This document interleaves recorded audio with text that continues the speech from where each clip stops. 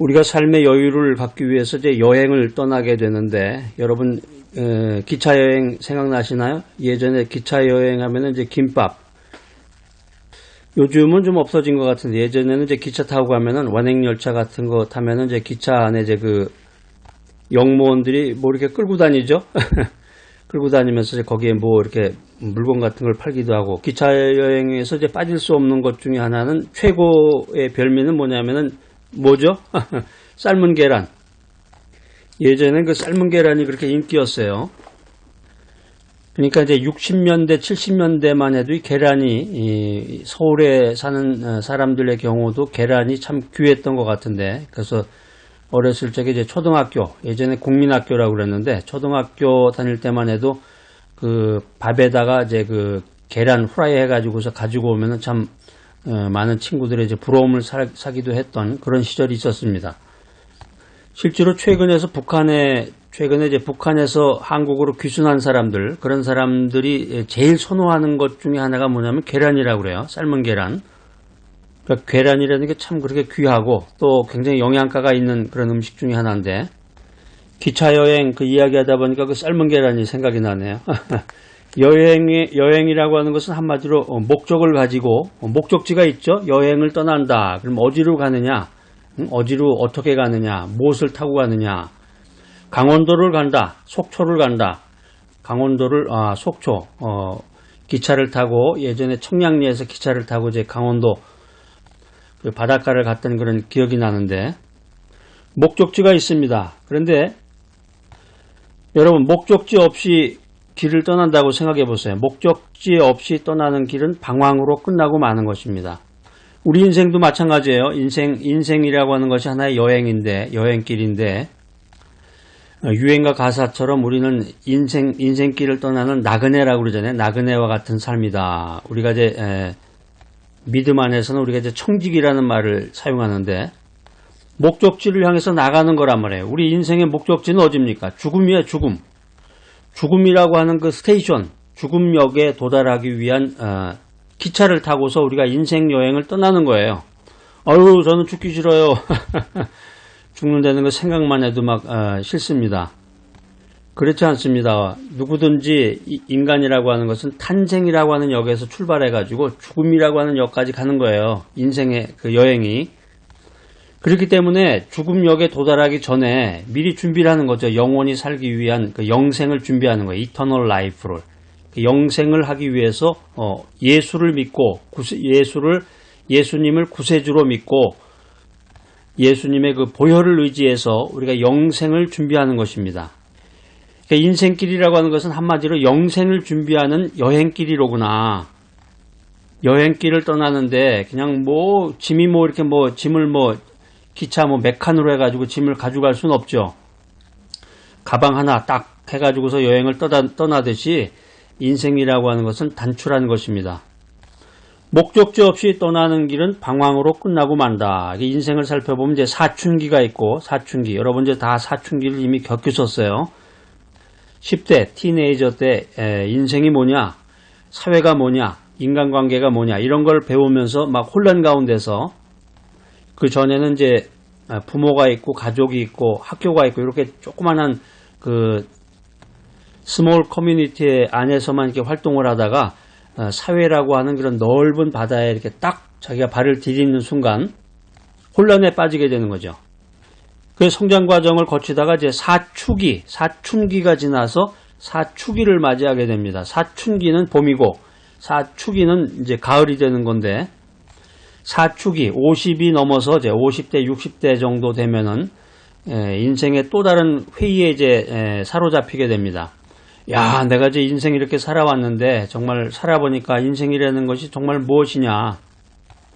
그래서 사회생활에 실패를 해서 자살하는 사람도 있고, 부부와 가정관계에서 실패해가지고 이혼하는 사람도 있고, 또 사축이라는 걸 통해서 또 다른 직업을 가지고 하나의 직업만 가지고 쭉 달려왔는데 40대 50대까지 달려왔는데 60이 넘어서 70이 넘어서 또 새로운 직업을 가지고 새로운 목표를 향해서 나아가는 사람도 있습니다.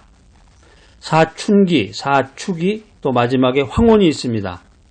인생의 황혼을 맞이해서 느리느리 걸음도 느려지고 허리도 구부정하니 아침에 일어나면은 여기저기 이제 쑤시기도 하고 몸이.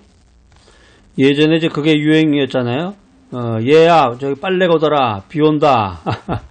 이제 비가 올 것 같이 날이 눅눅하고 이렇게 습기가 많아지면은 쑤시는 거죠 몸이. 우리 인생의 삶의 목표가 있어야 우리가 희망을 성취할 수 있다. 행복을 성취할 수 있다. 인생의 목표를 성취할 수 있다. 이런 깨달음을 얻는 오늘 귀한 시간이 되시기를 바랍니다. 그래서 삶의 좌표를 분명히 세우고 나가야 최후 승리를 얻을 수 있는 거예요. 찬송가에도 그런 찬송이 있죠. 최후 승리를 얻기 위하여 주의 십자가 붙들리라. 삶의 분명한 좌표를 세워서 아이고 제가 지금 나이가 뭐 은퇴해서 지금 이제 죽을 날이 이제 가까워 가는데 무슨 삶의 좌표를 세웁니까? 저쪽 구석에서 이제 그렇게 허하고 이제 미소를 띠시는 분도 계시는데 그렇잖아요. 죽는 날까지 인생이라고 하는 것은 죽음의 날까지 그 목표가 있어야 돼요. 목표가. 처음에 말씀드린 것처럼 목적지 없이 떠나는 길은 방황으로 끝나는 거예요. 그럼 목적 없이 죽음만을 기다리면서 무가치하게 인생을 사는 거 아니에요? 나이가 60이 넘고 70이 넘고 80이 넘고 100세가 다 됐다고 할지라도 희망을 갖고 삶의 목표를 정해야 됩니다. 그래서 우리가 주 안에 있을 때, 믿음 안에 있을 때, 말씀이 충만할 때, 성령이 충만할 때 항상 새로운 시작을 위한 각오와 결단을 하게 되는 것입니다. 그러니 믿음이라는 게 참 얼마나 좋아요. 우리가 예수님을 믿는다는 것이 정말 얼마나 좋습니까? 항상 새롭고 무언가를 준비할 수 있고 또 기대감이 있고 더 중요한 것은 우리에게 영생이 있구나. 우리가 영원히 인생을 살 수 있는 영원한 삶을 살 수 있는 그런 능력을 우리가 받았구나. 정말 할렐루야다. 할렐루야. 찬양하면서 감사하면서 인생을 살아가는 귀한 여러분들 되시기를 간절히 바랍니다. 구약성경 잠언서 6장 2절 말씀 한번 찾아서 다 같이 한번 읽어보겠습니다. 큰 목소리로. 잠언 6장 2절 말씀입니다. 자, 시작.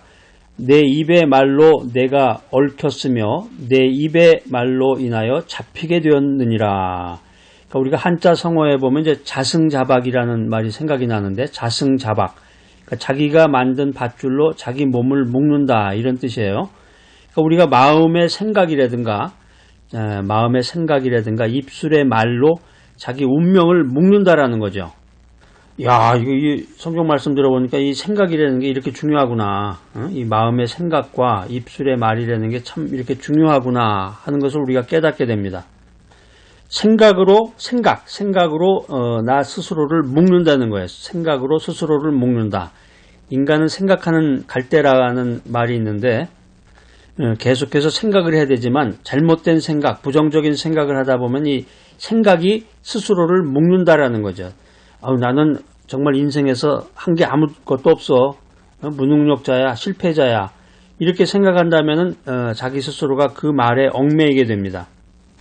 나는 그렇지 않아. 나는 말씀 충만, 믿음 충만, 성령 충만으로 예수 그리스도 안에서 하늘의 복을 받은 사람이야. 이런 생각을 마음속에 가득 채우면 하나님의 기적이 임하게 되는 것입니다. 여러분들 어떻습니까? 여러분 어떤 길을 선택하시겠어요? 나 뭐 한 게 아무것도 없습니다. 제가 내세울 만한 게 없습니다. 명함 한 장 없는 사람입니다. 뭐 이런 삶을 사시겠어요? 아니면은 난 정말 주 예수 안에서 하늘의 복을 받은 사람이다. 매일마다 주님의 말씀을 들으면서 정말 할렐루야. 이 귀한 은혜로 내 마음을 가득 채우면서 내가 매일매일 매 순간이 기적의 순간, 기적의 날을 체험하는 사람이다. 여러분 어떤 길을 택하시겠습니까? 인생이라고 하는 것은 생각으로 스스로를 묶어 나가는 것입니다. 두 번째는 자화상으로 스스로를 묶는다. 십자가의 거울을 통해서 새로운 자화상을 바라보고 새로운 모습을 마음에 깊이 새겨야 되겠습니다. 내 자신을 병든 모습이 아니라 약한 모습이 아니라 부족한 모습이 아니라 그리스도의 십자가를 통해서 깨끗이 치료를 받고 건강하고 활기찬 모습으로 스스로를 인식해야 되겠습니다. 자, 이 귀한 메시지 들으신 여러분들 스스로를 거울을 보고 이렇게 다짐을 해보세요. 선서하면서 나는 가난하고 무능력하고 복 없는 사람이 아니라 예수 그리스도 안에서 하늘의 복을 받은 축복의 사람이다. 할렐루야. 자, 그래서 부정적인 생각이나 부정적인 말을 하질 말아야 돼요. 부정적인 생각이나 부정적인 말을 버리고 예수 그리스도 안에서 복 받은 것을 믿어야 됩니다. 예수 그리스도 안에서 은혜 충만한 것을 믿어야 됩니다. 세 번째는 입술의 말로 스스로를 묶는다. 이 말이라는 게 살아 움직이는 그 능력이 파워가 있는데 부정적인 말을 계속해서 하게 되면은 그 말에 얽매여서 살게 되는 거예요. 아이고 내가 몸이 여기저기가 쑤셔. 늘 병약함을 말하면은 병이 떠날 날이 없습니다. 입술로 건강함을 고백할 때, 입술로 건강함을 선포할 때 생명이 넘치는 인생을 살 수 있습니다. 감사하는 말을 하시고 생명이 넘치는 말을 선포하시기 바랍니다. 늘 몸이 아프다, 뭐가 부족하다, 못 산다 이렇게 말할 것이 아니라 예수 그리스도 안에서 하늘의 복을 받았다. 예수 그리스도 안에서 하늘의 은혜를 받았다.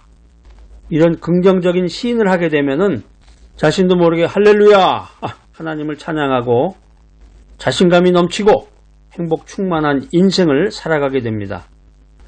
우리가 주변에서 사람들을 살펴보면 대개 사람들은 자신에게 닥친 일이나 사건을 운명이라고 받아들이고 체념하며 살아가는 경우가 많습니다. 그런데 사실상 그 데스티너티, 운명이라고 하는 것은 자기 스스로가 만든 거예요.